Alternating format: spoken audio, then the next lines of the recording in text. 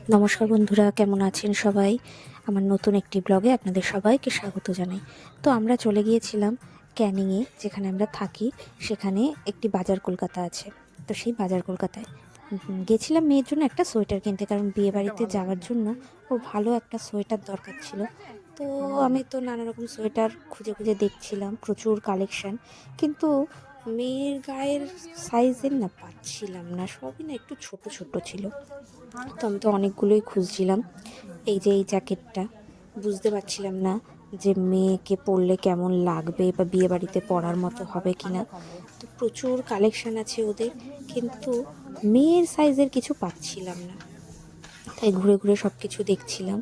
আর আমার মেয়ে দেখুন না, সব জায়গা ঘুরে ঘুরে দেখছে, আবার লুকোচুরিও খেলছে।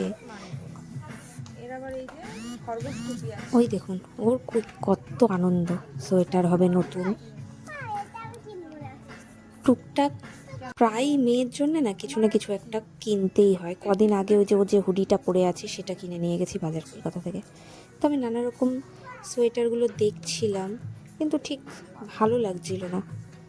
তো কি করার, তাও চেষ্টা চালিয়ে যাচ্ছিলাম যাতে একটা খুঁজে পাই ভালো সোয়েটার, যেটা পরে ও বিয়ে বাড়িতে ঘুরতে পারে।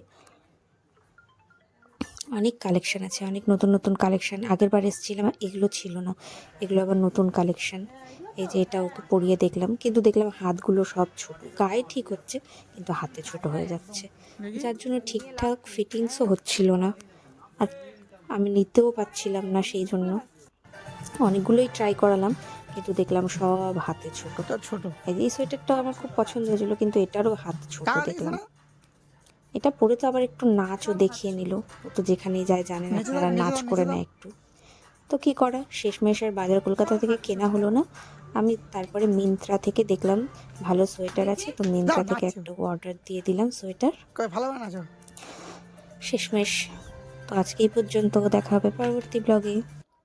এই দেখুন কেমন লাগছে বলবেন মিন্ত্রা সোয়েটার।